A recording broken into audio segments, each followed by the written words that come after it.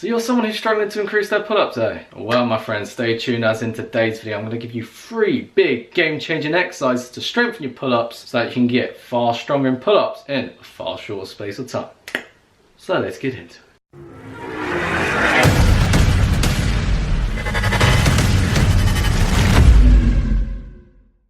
Right, what's crack, my friend? How you doing today? If you're new to bodyweight training and calisthenics and you want to get ripped at home whilst using nothing but a pound of your own body weight, make sure to subscribe to the channel if you haven't already and turn on post notifications because every single video I make on this channel are dedicated specifically for people like you, my friend.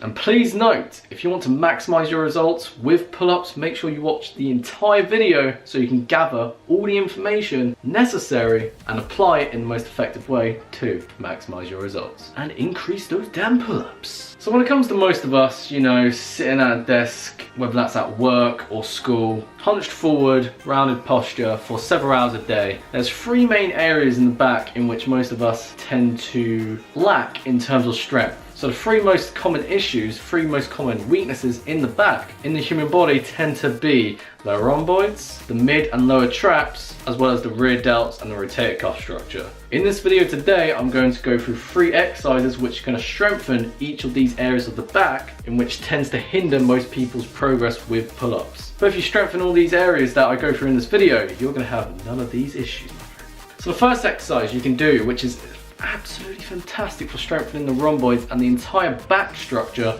is bodyweight rows. Now, bodyweight rows can actually be performed under a set of parallel bars, or as of this recording, because I don't actually have a set of parallel bars on me, you can also perform them on a set of rings, which are fantastic too. So the bodyweight row, you want to start by retracting the scapula by pulling the shoulder blades down and back, keeping that chest nice and high, and as you pull back, you want to pull down and back, bending the elbows and leading with the elbows in order to maximize back activation and back engagement. Don't create the bad habits you tend to see elsewhere of people pulling more with the arms and hunching forward or letting the lower back sag to compensate for a lack of core strength. Bad form leads to bad habits. Maintain that hollow body, keep that chest up and pull with those elbows. And the progression for the bodyweight row is very simple. The more horizontal your body is, the harder it's going to be. So basically, if you're more at an incline, it's going to be easier. And so if horizontal rows are too hard, again, you can perform incline rows. And when you're working out at home, you can actually use a door frame, a sturdy door frame that is, to perform your bodyweight rows. But again, make sure you are actually doing your rows on a sturdy surface. Rows can also be performed on cables, dumbbells, barbells, or in which I highly suggest, especially if you're working out at home, is resistance bands. The fact of the matter is, make sure you're doing your horizontal pulling because they are going to significantly increase back strength, improve posture in particular, and also increase shoulder mobility. 3 elements that are not only just so important for your quality of life, but also very important for increasing your pull-up game.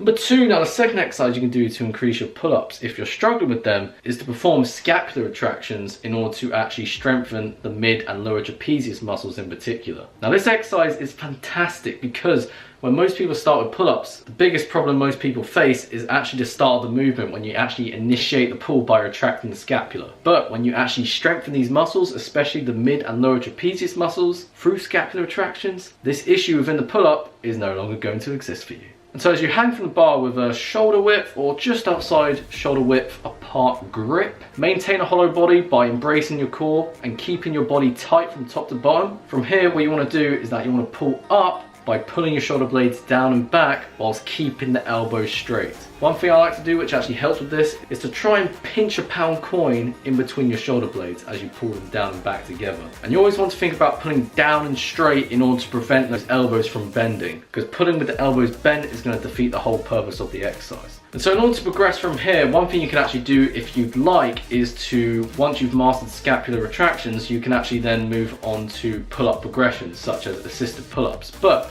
one thing you can do to progress the scapular retraction exercise specifically is to actually pull down and pull higher whilst keeping straight elbows. And trust me, as this is a straight arm exercise, pulling just a little bit higher and a little bit harder is going to make the exercise way more challenging. Now the last exercise, number 3, that you can do to strengthen more of the rear delts and the rotator cuff structure is arch-ups. And this little shoulder circuit is actually fantastic for strengthening the rear delts and the rotator cuff structure, because these small intricate muscles in the shoulder girdle are so important but tend to be neglected so much in bodyweight exercises. So what you want to do is that you want to lie down flat on the floor on your stomach and your chest, and also keep those glutes and that lower body tight too by maintaining a posterior pelvic tilt. If you don't know how to maintain a posterior pelvic tilt, you want to tilt the pelvis backwards and pull the lumbar spine flat. So to start, you want to start with your arms straight out in front of you in a wide position with your elbows straight, and raise your arms up as high as you can and squeeze those posterior deltoids. And as you slowly lower yourself down with your hands going back to the ground, then raise up again and repeat for repetitions. And once you've completed a set for that, you want to rest for around 30 seconds, and you want to do the exact same but with your shoulders completely horizontally away from you as you do T raises. And once you've completed that for one set, you then rest for again another 30 seconds. You do the exact same but now in a more extended position by doing reverse Y raises. This is important in order to perform this exercise in all 3 motions, all 3 movement positions, in order to hit the entire rotator cuff structure from top to bottom. Flexion and extension. And once you complete a whole circuit, then rest for around a minute or 2, and then you can repeat this for another 1 to 2 times. So 2 to 3 sets in total. Now one key element in which I actually forgot to mention with these arch ups is that you want to perform these, as you raise your arms up, you want to do this whilst pointing your thumbs up too, as this external rotation is going to activate and engage and strengthen the external rotator cuff muscles to a larger extent and help you open up those shoulders more, which is what we want. And like exercise number 1 and 2, make sure before you initiate any type of pulling movement, you want to retract the scapula, pull those shoulder blades down and back, so you pull more with the back as opposed to leading more with the arms. Scapula up, chest high, and pull, as this is going to allow you to activate and engage those back muscles more effectively, so you can strengthen them in the most effective way to then increase your pull-up game faster. So as an example routine in which you can follow yourself, is that you can perform bodyweight rows for around 3 to 4 sets, 5 to 12 reps, and then rest for a good 2 to 3 minutes and so. And then you can do the same with pull-up progressions, for example scapular attractions, and then to finish things off, you can actually do the arch-up circuit for 2 to 3 sets, and then do the exact same amount of repetitions in all 3 planes of motion. In terms of frequency, you could do this in a full body routine 3 times a week, or if you're doing an upper-lower routine, you could do this 2 times a week. 2 to 3 times a week is the sweet spot, my friend. And so follow this routine structure consistently, and you want to progress every single workout. That can be by increasing reps, increasing sets, reducing rest time, or increasing the intensity of the exercise by moving on to harder variations. And then before you know it, when you test out your pull-up strength is going to be going up to another level.